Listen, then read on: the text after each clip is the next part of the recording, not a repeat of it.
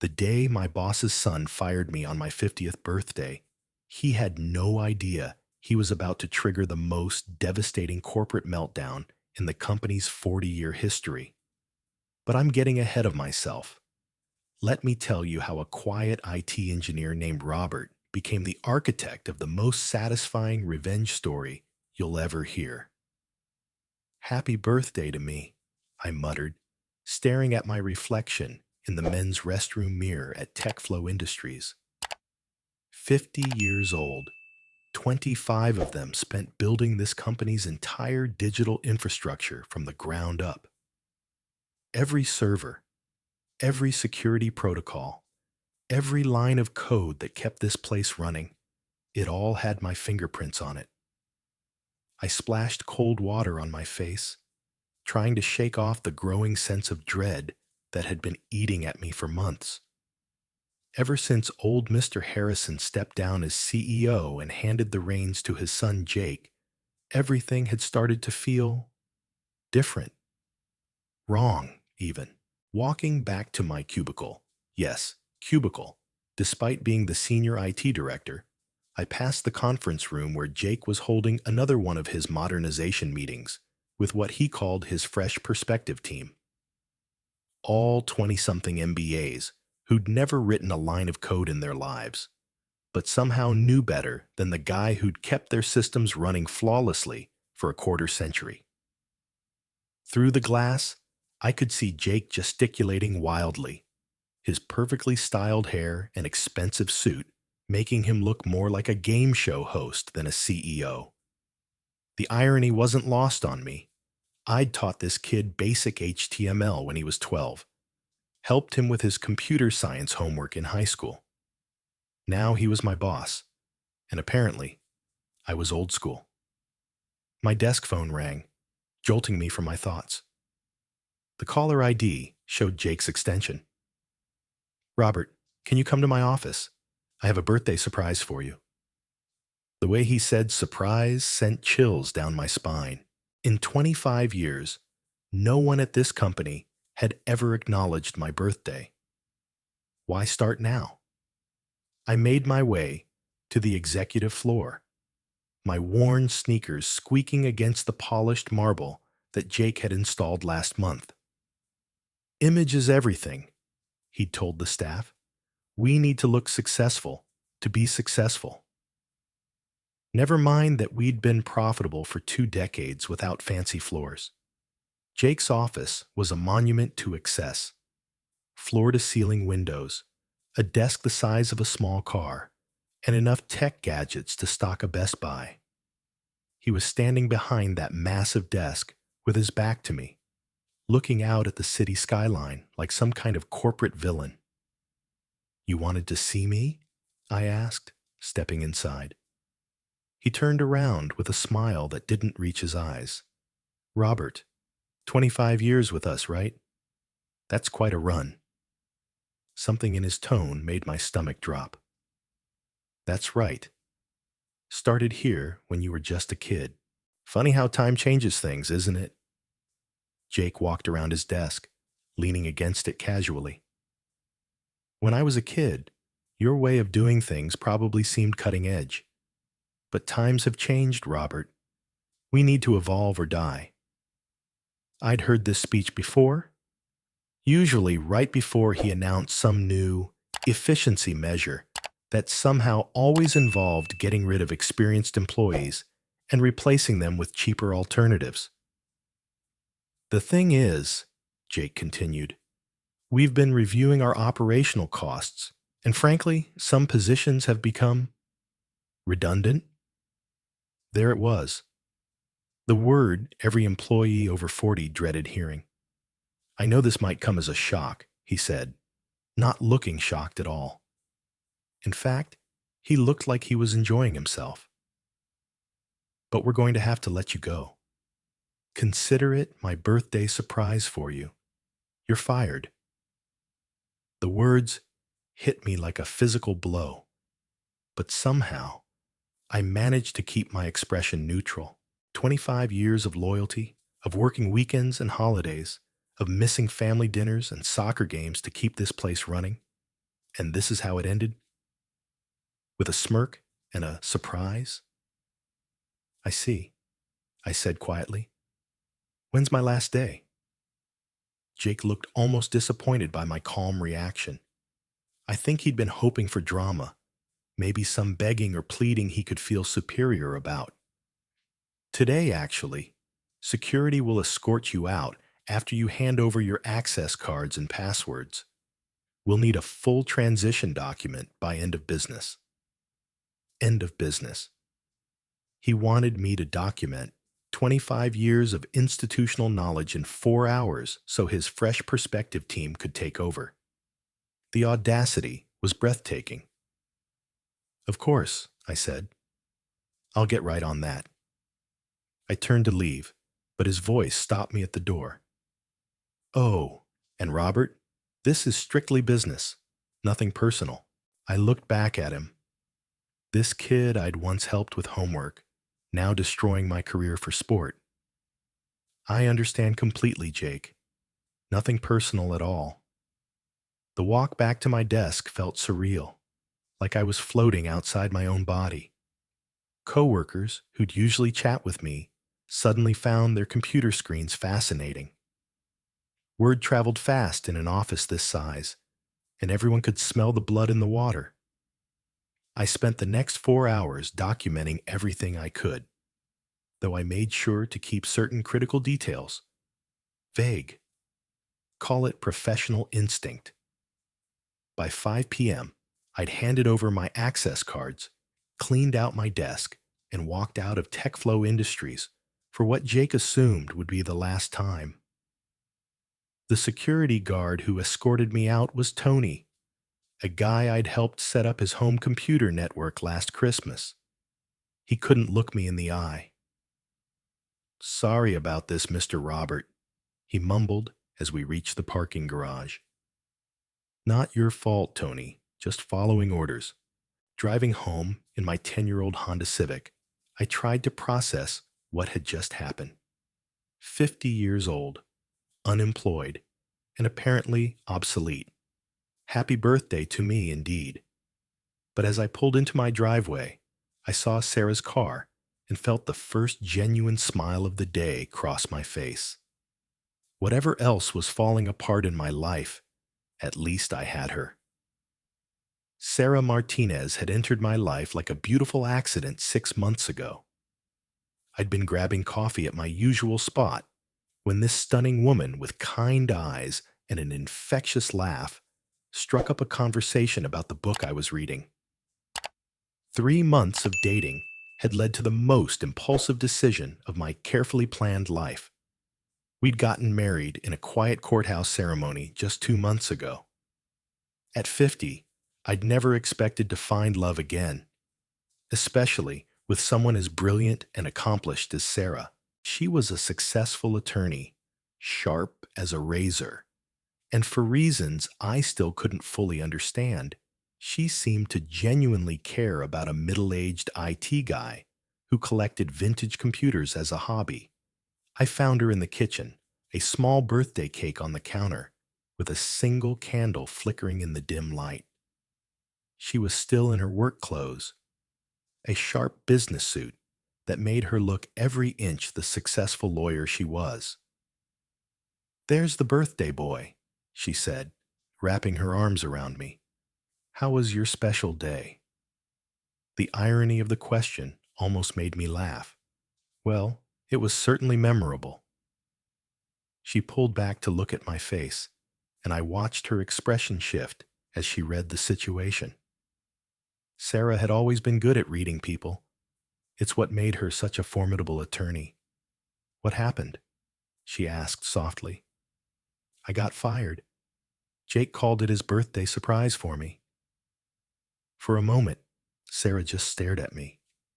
Then, to my complete surprise, she started to smile. Not a sympathetic smile, or a "we'll get through this" smile, but something else entirely. Something that looked almost pleased. "He fired you on your birthday?" She was still smiling, and now it was starting to worry me. "Sarah, are you okay?" I just lost my job. We probably need to talk about finances. Maybe I should start looking for. She put a finger to my lips, still wearing that mysterious smile. Honey, you have absolutely nothing to worry about. Trust me on this. What do you mean? I mean, she said, moving to her purse and pulling out her phone. Jake Harrison just made the biggest mistake of his miserable little life. She started typing rapidly on her phone, and I caught a glimpse of what looked like a very official email being sent to multiple recipients. Sarah, what are you doing? She looked up at me with eyes that suddenly seemed much sharper, more calculating than I'd ever seen them. Remember when we talked about my work, and I mentioned I specialized in corporate law? Yes, employment disputes and... I stopped as the pieces started clicking together. You said you couldn't tell me about your current case because of confidentiality. That's right. Well, as of about 30 seconds ago, that case just went active. She set her phone down and moved to her laptop. Honey, there's something I need to tell you about my job. I'm not just any corporate attorney. I'm a senior partner at Morrison Klein and Associates. We specialize in high-stakes corporate fraud and wrongful termination cases. Morrison Klein and Associates, even I'd heard of them.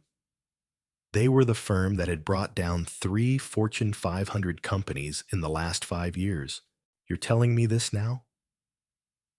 I'm telling you this now because for the past 2 months, we've been investigating TechFlow Industries based on a whistleblower complaint about financial irregularities and discriminatory firing practices. The only problem was we needed someone with inside knowledge to help build the case. The room started spinning. Are you saying? I'm saying that Jake Harrison firing a 25-year veteran employee on his birthday, particularly one who happens to be married to the attorney investigating his company, just handed us the smoking gun we needed. She turned her laptop screen toward me, and I saw a document titled Harrison et al. v. TechFlow Industries, amended complaint. My name was prominently featured as both a witness and a plaintiff. But how did you know? How could you have prepared all this? Sarah's smile turned predatory. Sweetheart, I've been watching TechFlow for months. The pattern of firing older employees, the suspicious contracts with outside vendors, the financial discrepancies. It was all there. I just needed the right catalyst. So our relationship is completely genuine, she said quickly, her expression softening. Robert, I fell for you before I ever knew where you worked. When you mentioned TechFlow on our second date, I almost choked on my wine. But by then, I was already half in love with you. I sank into a kitchen chair, trying to process everything. So what happens now? Now Jake Harrison learns what happens when you mess with the wrong family. She glanced at her phone. In fact, if my calculations are correct, he should be getting some very interesting phone calls right about now.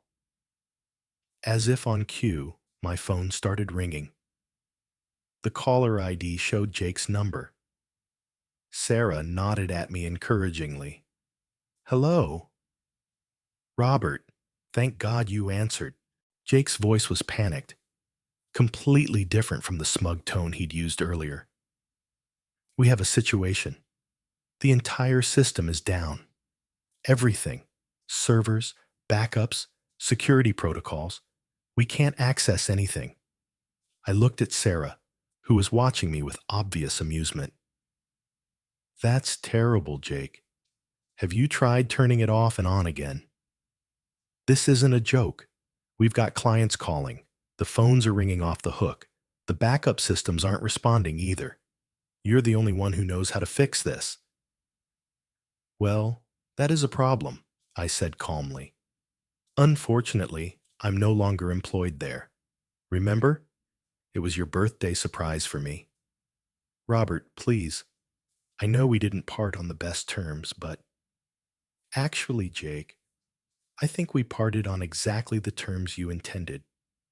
You wanted fresh perspectives, remember? I'm sure your new team can handle it. The panic in his voice was escalating. You don't understand. The whole company is paralyzed. We're losing money by the minute.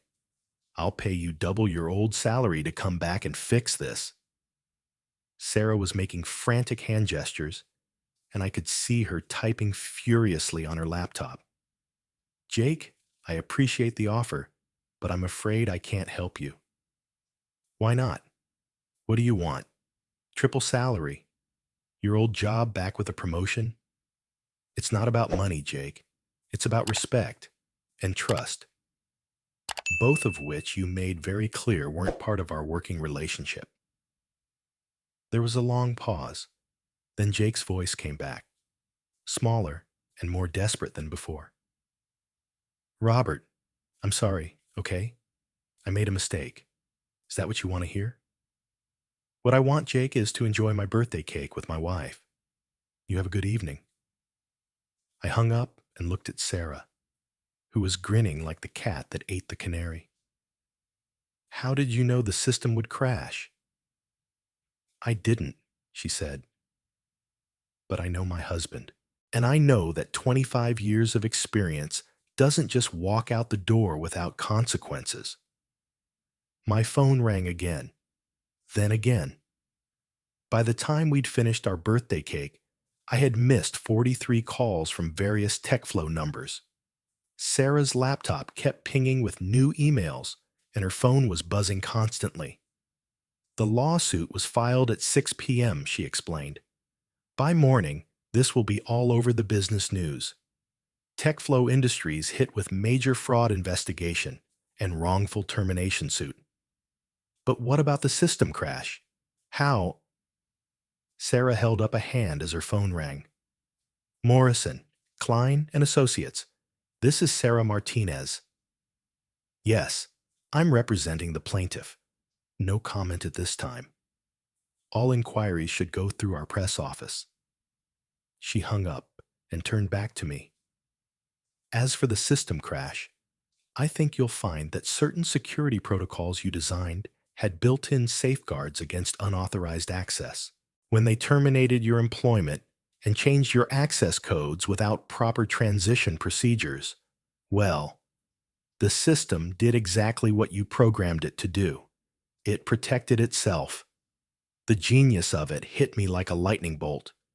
3 years ago, after a series of data breaches at other companies, I'd implemented a security protocol that would lock down all critical systems if it detected unusual access patterns or administrative changes without proper authentication. I'd built it as a safeguard against hackers, but apparently it couldn't distinguish between malicious outsiders and incompetent management. You mean the system crashed because Jake and his team tried to access critical infrastructure without proper authorization. Immediately after terminating the person who designed the security protocols. As far as the system is concerned, they're hackers attempting a hostile takeover. My phone buzzed with a text message from an unknown number. This is David Harrison. Please call me immediately. We need to talk. Jake's father. The man who'd built TechFlow from nothing and had treated me like family for 2 decades before handing control to his disaster of a son. Sarah read the message over my shoulder. Interesting. The old man is getting involved. Should I call him back? Not tonight, she said, closing her laptop with a satisfied click. Tonight, we celebrate. Tomorrow, we change everything. As if to emphasize her point, my phone buzzed with another missed call notification. The count was now up to 57. Sarah, I said, watching the numbers climb. What exactly have we started here? She moved closer to me, her expression serious for the first time all evening. We've started the process of holding powerful people accountable for their actions. Jake thought he could destroy your career for sport, but he picked the wrong target. And if this all goes sideways, if we lose, then we lose fighting for what's right. But Robert, we're not going to lose. I've built my career on cases like this, and I've never seen one this clear cut. Jake handed us everything we needed on a silver platter. My phone rang again, call number 58. This time it was David Harrison himself. I looked at Sarah, who nodded. Robert? The old man's voice was tired, strained. Son, I know it's late, but we need to talk. Jake told me what happened today, and I think there's been a terrible mistake. Hello, Mr. Harrison. I'm sorry you're dealing with this on my account. This isn't your fault, Robert. You've been like family to me for 25 years.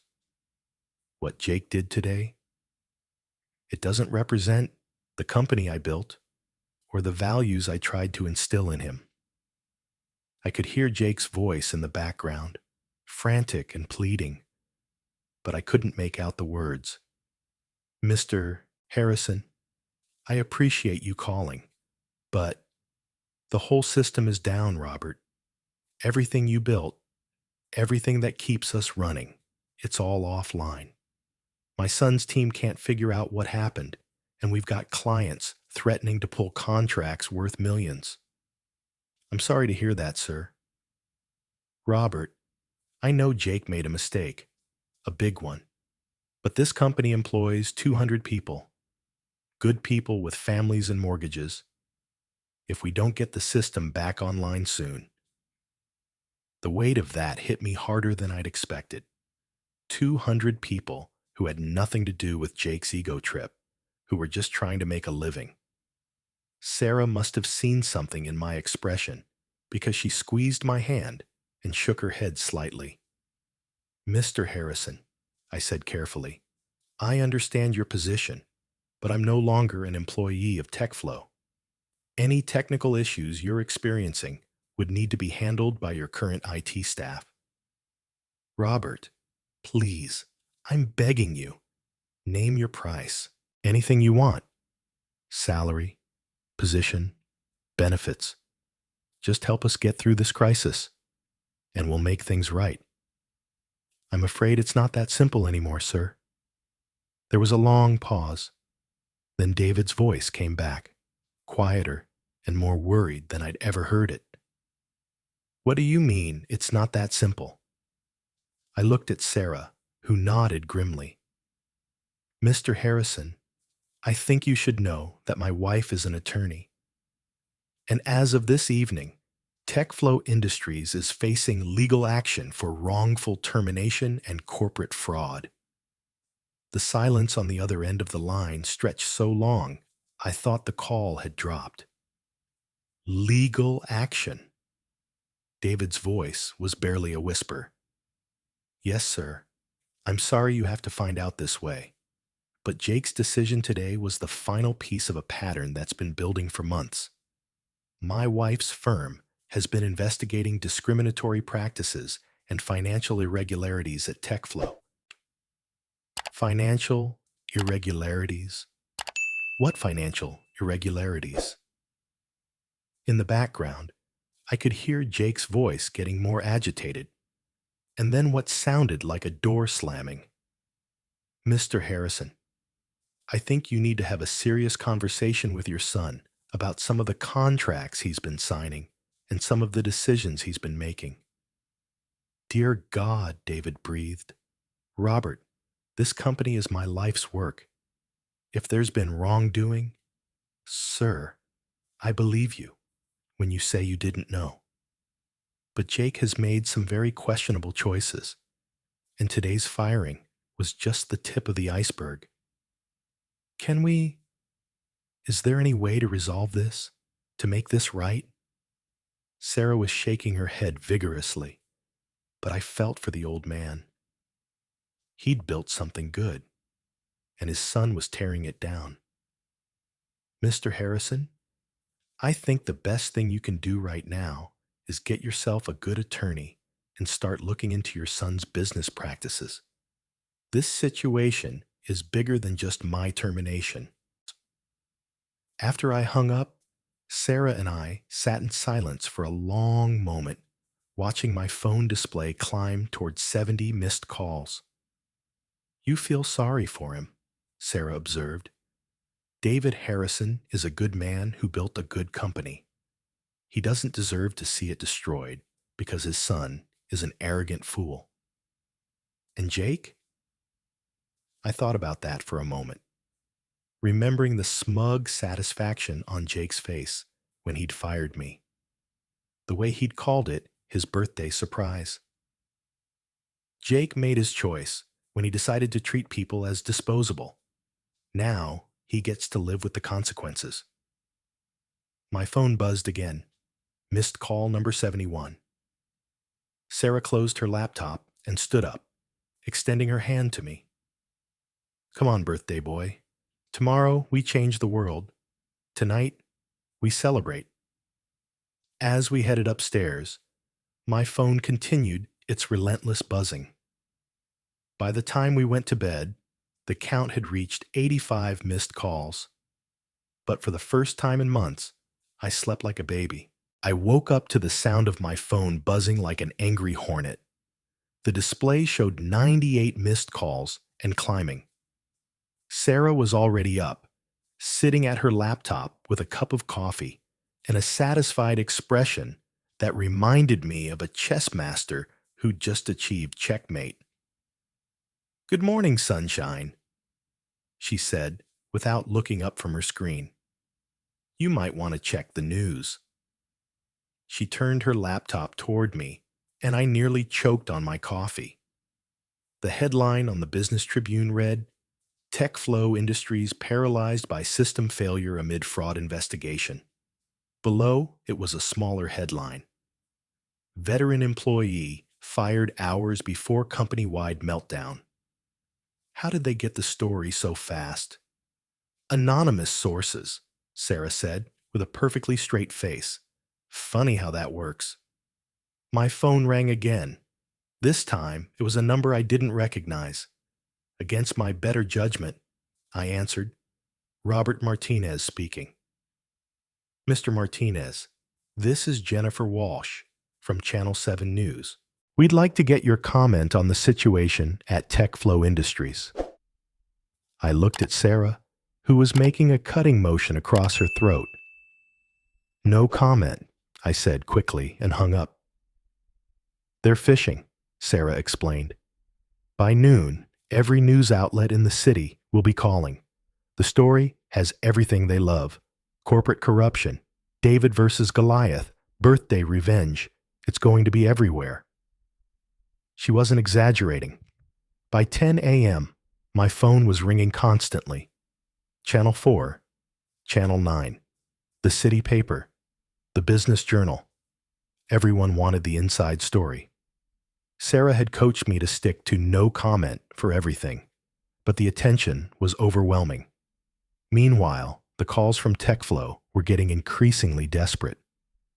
Jake had called 17 times before 9 a.m., his voice progressing from angry to panicked to what sounded like genuine terror. David Harrison had called 12 times, each message sounding more defeated than the last. But it was the call from Marcus Webb, TechFlow's biggest client, that really drove home what was happening. Robert, thank God I got through to you. This is Marcus from Atlantic Financial. What the hell is going on over there? We can't access any of our data. Our payroll system is down, and no one at TechFlow is giving us straight answers. Atlantic Financial was a major investment firm that relied on TechFlow's systems to manage their entire operation. Their contract was worth $12 million annually. I'm sorry, Marcus, but I no longer work for TechFlow. You'll need to speak with their current IT department. What do you mean you no longer work there? You built our entire integration. I was terminated yesterday. There was a long pause. They fired you. Are they insane? You're the only one who understands our system architecture.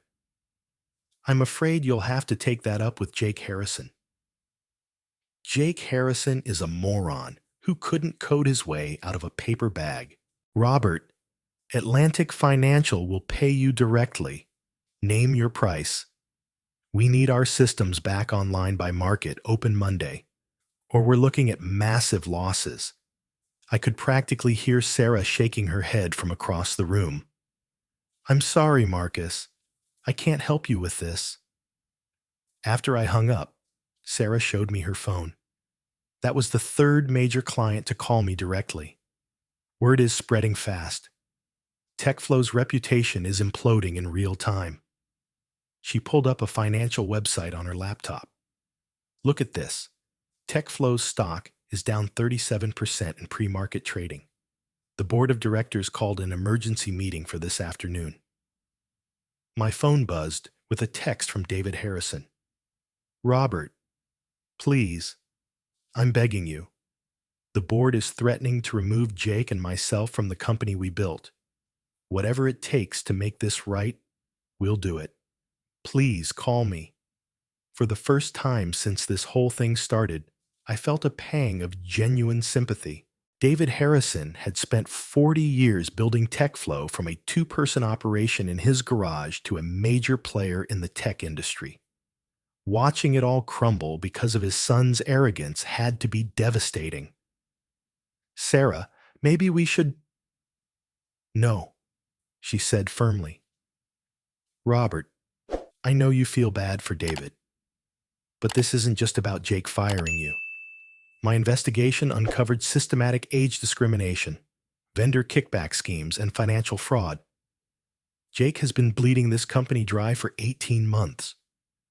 She pulled up a file on her laptop filled with what looked like financial documents and email screenshots.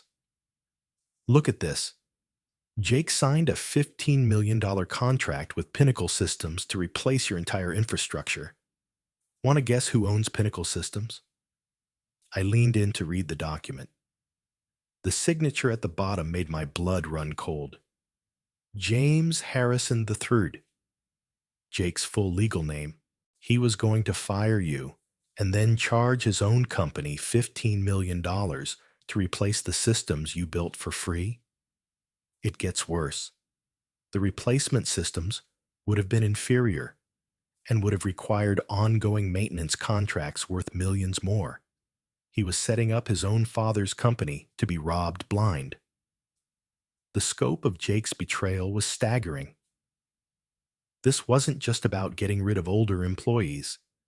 It was about systematically looting the company his father had spent a lifetime building. How long have you known about this? We've been building the case for 2 months. But we needed a catalyst, something that would demonstrate the discriminatory pattern clearly enough that even Jake couldn't explain it away. And I was the catalyst. You were the smoking gun. A 25-year veteran with an exemplary record, fired on his birthday by the CEO's son, immediately after which the entire company infrastructure collapsed. It's such a clear case of retaliation and incompetence that even Jake's lawyers won't be able to spin it. My phone rang again. This time it was a number I recognized. Tom Bradley, TechFlow's head of security, and one of the few people at the company I still considered a friend. Robert, Jesus Christ, what's happening over there?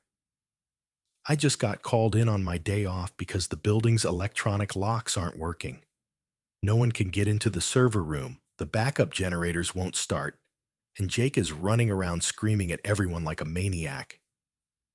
Tom, I can't really... Look, I don't know what's going on between you and management, but the FBI showed up an hour ago with a warrant. They're seizing financial records and computer equipment. Whatever this is about, it's big. The FBI. Sarah had mentioned they'd be bringing in federal investigators, but hearing it confirmed sent a chill down my spine.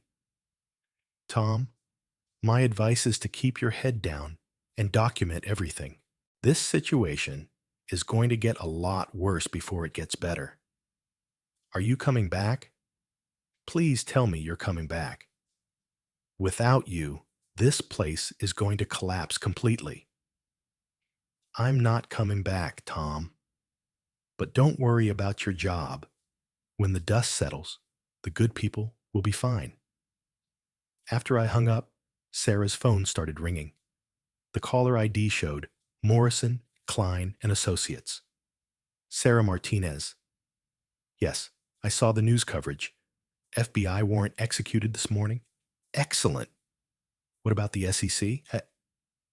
Perfect. We'll be ready for the emergency injunction hearing at 2 p.m. She hung up and turned to me with an expression of grim satisfaction. The Securities and Exchange Commission just opened their own investigation based on our fraud allegations. Between the FBI looking into criminal violations and the SEC examining securities fraud, TechFlow is about to be under a microscope. What happens now?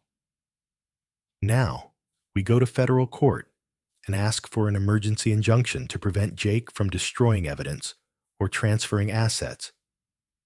Then we sit back and watch 25 years of chickens come home to roost. The scope of what we'd set in motion was finally sinking in. This wasn't just about my wrongful termination anymore. It was about exposing a massive fraud scheme that had been operating under everyone's noses.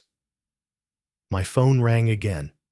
This time, it was Jake himself, and he sounded completely unhinged. Robert, thank God. You have to help me. The FBI seized my computer. The board is threatening to fire me, and my father won't even look at me. Jake, I think you should probably be talking to a lawyer right now. I tried. But every lawyer I call says they can't represent me because of conflicts of interest. What does that even mean? I looked at Sarah, who was smirking. In a city where Morrison, Klein, and Associates was one of the most prominent firms, it wasn't surprising that other attorneys were reluctant to take on a case against them. Jake, it means you need to find counsel outside the city, probably outside the state. This is insane. All I did was try to modernize the company. I was trying to make us more competitive. By awarding yourself $15 million contracts? The silence on the other end of the line was deafening. Who told you about that? Jake, everyone is going to know about that very soon. My advice is to start telling the truth, because the lies are about to catch up with you. Robert, please. I know we didn't see eye to eye, but you can't let them destroy everything my father built. If you come back and fix the systems, I'll make sure you get everything you want. I'll resign if that's what it takes. Jake, even if I wanted to help, which I don't, I couldn't fix this. The system crash isn't a technical problem. It's a security feature working exactly as designed. When you terminated my access and tried to override the security protocols, the system locked everything down to protect against what it interpreted as a hostile takeover. Then you can unlock it. Actually, I can't. The lockdown protocol has a 72-hour minimum duration to prevent anyone from being coerced into overriding it too quickly. It was designed to stop hackers, but it doesn't distinguish between hackers and incompetent management. 72 hours?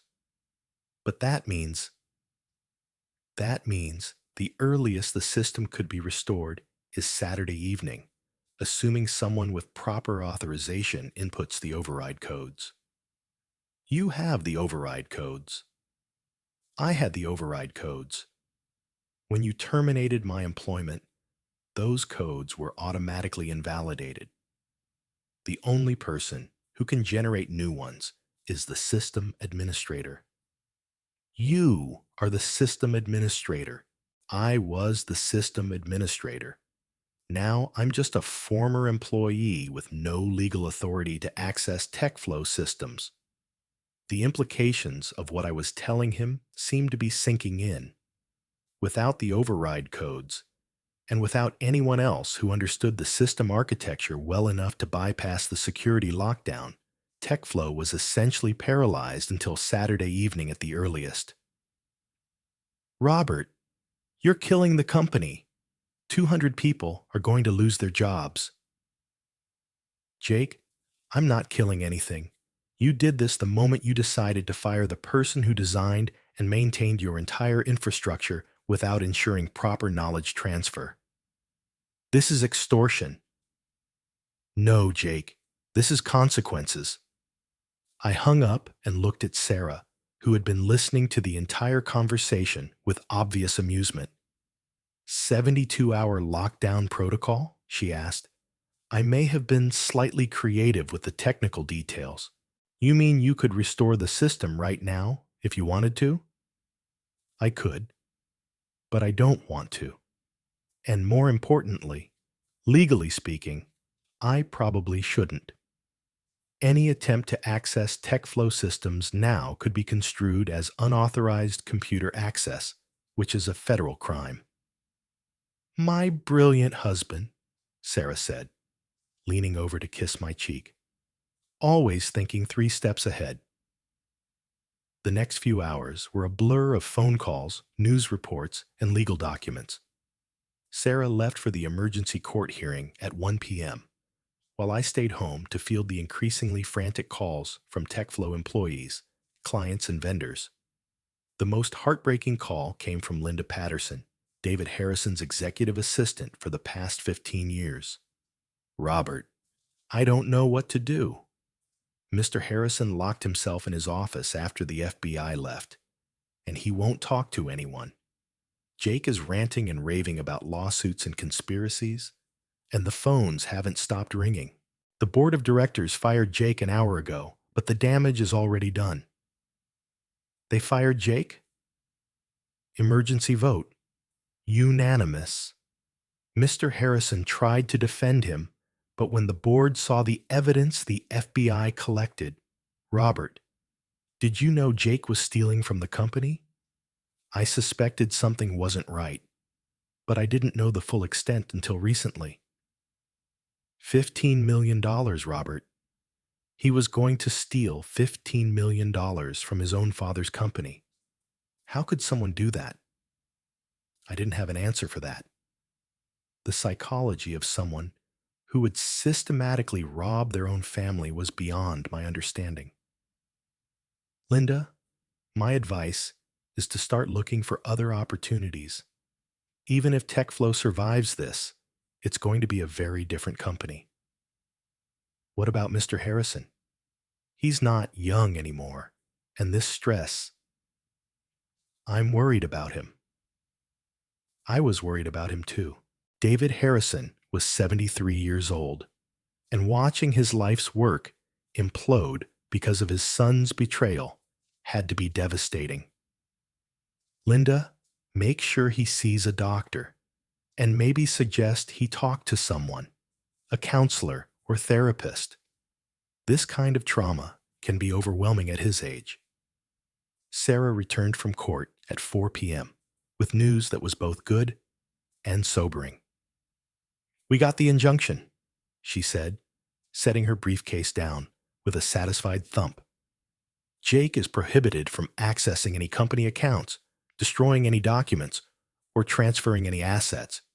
He's also been removed from all positions of authority at TechFlow. How did he take it? He wasn't there. His attorney says he's indisposed due to stress. And David? David was there. Robert, he looks terrible, like he's aged 10 years in 2 days. He asked me to give you this. She handed me a handwritten letter on David Harrison's personal stationery. Robert, the letter began in David's familiar handwriting. I don't have words to express how sorry I am for what my son did to you. You've been like family to me for 25 years, and I failed you when you needed me most. I know an apology can't undo the damage Jake caused, but I want you to know that I never would have let this happen if I'd known what he was planning. I'm stepping down as chairman effective immediately, and I'll spend whatever time I have left trying to make amends for the harm my son caused. You deserved better from me and from the company we built together. With deepest regrets, David Harrison. Reading David's letter hit me harder than I'd expected. This was a man who'd given me my first real opportunity in the tech industry, who trusted me with increasing responsibility over the years, and who'd always treated me with respect and dignity. Seeing him broken by his son's betrayal was genuinely painful. Sarah, is there any way we can separate David from Jake in this? He didn't know what his son was doing. Legally, David bears some responsibility as chairman and majority shareholder. But ethically, the man is as much a victim as anyone else. Jake betrayed his father as much as he betrayed you. What happens next? Next, the federal investigators follow the money trail and build their criminal case. The SEC examines whether Jake violated securities laws, and we proceed with the civil suit for wrongful termination and fraud. How long will all this take? The criminal investigation could take months. The civil case should move faster, maybe 6 to 8 months. But Robert, I need you to understand something. This is going to get very ugly before it's over. Jake isn't going to go quietly, and he's going to try to drag everyone down with him. As if summoned by her words, my phone started ringing again. The caller ID showed Jake's number, but when I answered, it was a voice I didn't recognize. Mr. Martinez, this is Dr. Elizabeth Kellerman from Mercy General Hospital. I'm calling because you're listed as an emergency contact for Jacob Harrison. My blood ran cold. Is Jake okay? Mr. Harrison was brought in 2 hours ago after what appears to have been a suicide attempt. He's stable now, but he's asking for you specifically. I looked at Sarah, who had heard enough of the conversation to understand what was happening. Doctor, I appreciate you calling, but I'm not sure I'm the right person. Mr. Martinez, he says he needs to tell you something important about the company. Something about making things right. I know this is unusual, but he's quite agitated, and we think talking to you might help calm him down. I closed my eyes and thought about the kid I'd taught HTML 20 years ago. The same kid who'd destroyed my career less than 48 hours earlier. I'll be there in 30 minutes. Mercy General's psychiatric wing was a sobering place, all beige walls and fluorescent lighting that seemed designed to strip away any remaining dignity from the people unfortunate enough to end up there. Jake was in a private room, hooked up to monitoring equipment and looking smaller and more fragile than I'd ever seen him. Robert, he said when he saw me enter, you came. The doctor said you wanted to talk to me. I'm sorry. The words came out as barely a whisper. I'm so sorry for everything. For firing you, for the way I treated you, for all of it. Jake, you need to focus on getting better right now. No, you don't understand. I need to tell you about the money, about what I did, before it's too late. He reached for a notebook on his bedside table with shaking hands. I wrote it all down. Every transaction, every kickback, every fake contract, all of it. Jake, you should be telling this to your lawyer, not to me. I don't have a lawyer anymore. They all dropped me when the FBI showed up. Robert, I stole almost $20 million from my father's company. $20 million that should have gone to employee bonuses, to equipment upgrades, to, to people like you who actually deserved it. The number was even worse than Sarah had estimated. $20 million siphoned off over 18 months, all while Jake was preaching about efficiency and modernization. Why are you telling me this? Because you're the only person who ever tried to help me without wanting something in return. When I was a kid and couldn't figure out computers, you spent hours teaching me. You never made me feel stupid, even when I was being stupid. Jake, I wanted to prove I was smarter than you, smarter than my father. I wanted everyone to see that I could run the company better than the old generation. But I wasn't smarter. I was just greedier. He handed me the notebook. Give this to your wife, to the prosecutors, to whoever needs it. I want to make a full confession. I looked at the notebook, filled with Jake's handwriting detailing what appeared to be a comprehensive breakdown of his financial crimes. Jake, confessing isn't going to undo the damage you've caused. I know, but maybe it will help save some jobs. Maybe if the company can recover the stolen money, they won't have to fire everyone. What about you? You understand that confessing means you're probably going to prison. I should go to prison. I stole from my own father. I destroyed people's lives because I was too proud to admit I didn't know what I was doing. He looked at me with eyes that seemed much older than his 32 years. Robert, will you do something for me? What? Will you help my father save the company? Not for me. I know I don't deserve anything. But for the people who work there. For Linda and Tom and all the others who didn't do anything wrong. The request caught me off guard, caught me off. After everything that had happened, Jake was asking me to help clean up the mess he'd created. Jake, I don't know if that's possible. The damage is pretty extensive. The damage to the infrastructure is fixable. You built those systems. You know them better than anyone. And with the money recovered from my accounts, the company could probably survive. Why would you want me to help? You fired me, remember? Because you're the best person for the job. Because you actually care about the company and the people who work there. And because... He paused, struggling with the words. Because I think it's what the kid who couldn't figure out HTML would have wanted you to do. I left the hospital with Jake's notebook and a head full of conflicting emotions. On one hand, I was angrier than I'd ever been about the systematic theft and betrayal Jake had committed. On the other hand, seeing him broken and genuinely remorseful had stirred up feelings I didn't know how to process.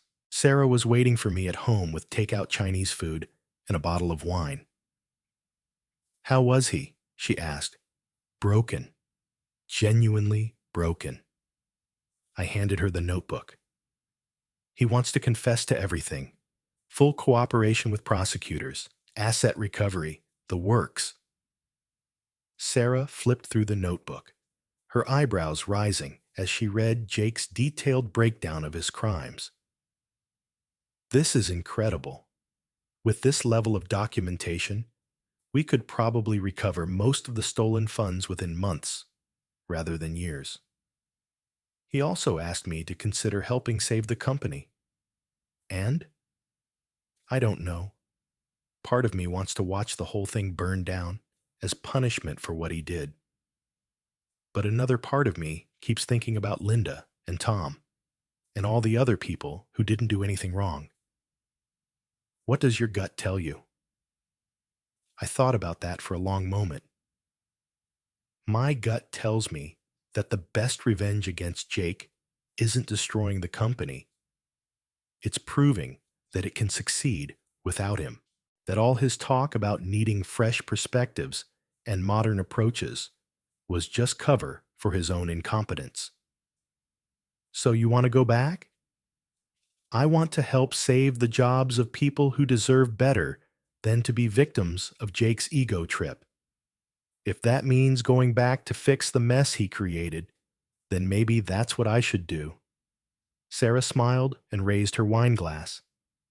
To my husband, the man who chooses justice over revenge every time. To my wife, who gave me the tools to fight back when I needed them most. We clinked glasses, and for the first time in days, I felt like the chaos might actually lead to something positive.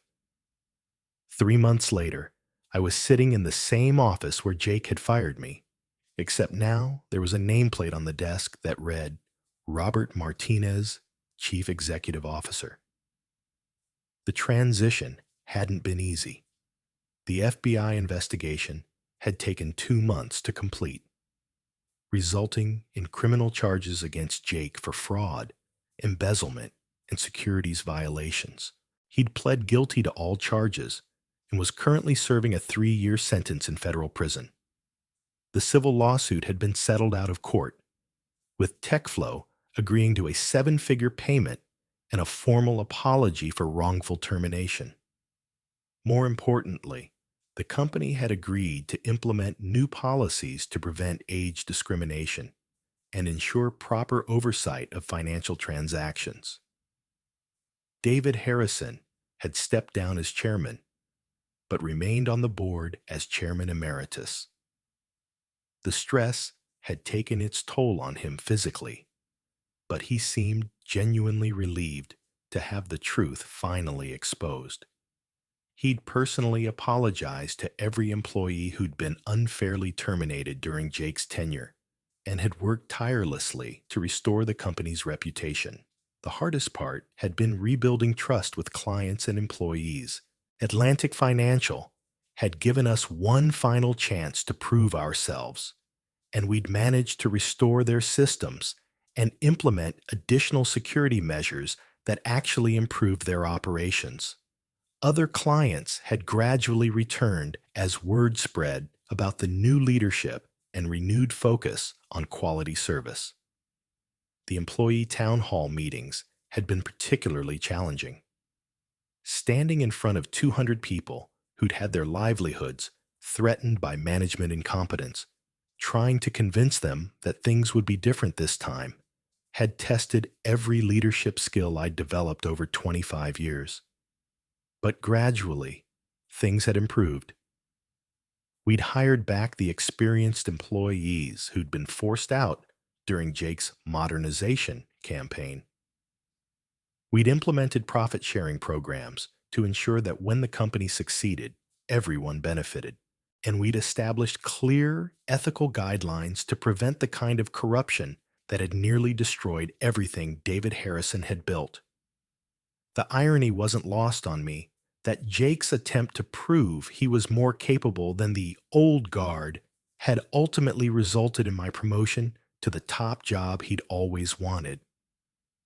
His need to demonstrate his superiority had created the very situation he'd feared most, being overshadowed by someone he considered beneath him. Sarah had been offered a position as TechFlow's general counsel, which she'd accepted with the understanding that Morrison, Klein, and Associates would continue to handle our major legal matters. Having her involved in the company's operations provided an additional layer of oversight and accountability that everyone seemed to appreciate. The financial recovery had exceeded even our most optimistic projections. With Jake's stolen assets recovered and the company's reputation gradually restored, TechFlow was actually more profitable than it had been before the crisis. The near-death experience had forced us to examine every aspect of our operations and eliminate inefficiencies that had been building up for years. On the anniversary of my firing, which the staff had started jokingly calling Independence Day, the company threw a celebration that doubled as a fundraiser for a scholarship program we'd established for employees' children. David Harrison made a speech about the importance of second chances and the power of doing the right thing, even when it's difficult. A year ago, David said to the assembled crowd, "My son made a terrible mistake that nearly destroyed everything we'd built together. But sometimes our worst moments create opportunities for our best moments. Robert Martinez didn't just save this company. He showed us what real leadership looks like." Phew. The applause was genuine and heartfelt, but what meant the most to me was seeing the faces of employees who'd weathered the storm and come out stronger on the other side. Linda Patterson had been promoted to Director of Operations. Tom Bradley was now head of an expanded security department. The fresh perspective team that Jake had favored had either left voluntarily or been reassigned to positions that better matched their actual skills. As the celebration wound down, I found myself standing in the parking garage where Tony the security guard had escorted me out a year earlier. He approached me with a slightly embarrassed expression. "Mr. Martinez, I mean, Mr. CEO, I wanted to apologize again for that day. I hated having to walk you out like that." "Tony, you were just doing your job. No apology necessary." "Still feels wrong, you know? Especially knowing what we know now about what was really going on.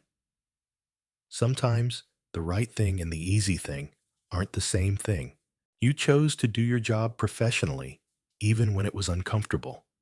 That takes character." Tony smiled and extended his hand.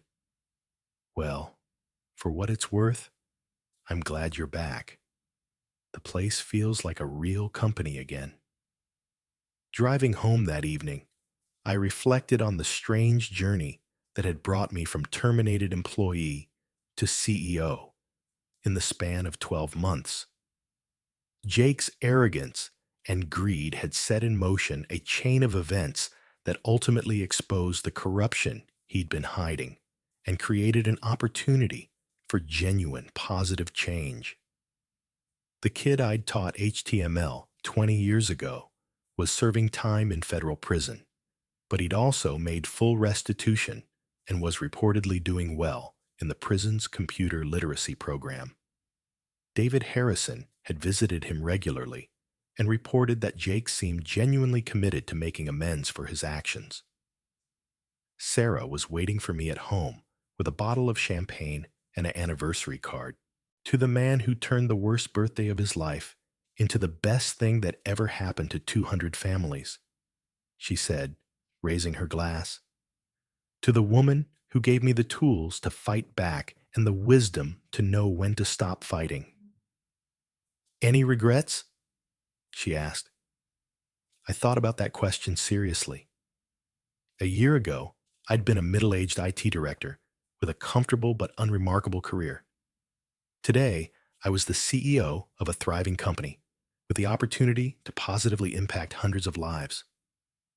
The path between those 2 points had been painful and chaotic, but the destination was better than anything I could have planned. "No regrets?" I said finally. "Sometimes the best gifts come in the worst packaging." Sarah smiled and curled up next to me on the couch. "Happy anniversary, Mr. CEO." "Happy anniversary, Mrs. General Counsel." As we sat together, watching the sunset through our living room window, I couldn't help but think about the strange ways life can surprise us. Jake's birthday surprise had been intended to humiliate and diminish me, but it had ultimately led to opportunities and relationships I never would have imagined. The boy who'd fired me to prove his superiority had inadvertently given me the chance to prove mine. And in the end, the best revenge hadn't been destroying his father's company. It had been saving it and making it better than he ever could have. Sometimes Justice does come slowly, but when it arrives, it's worth the wait.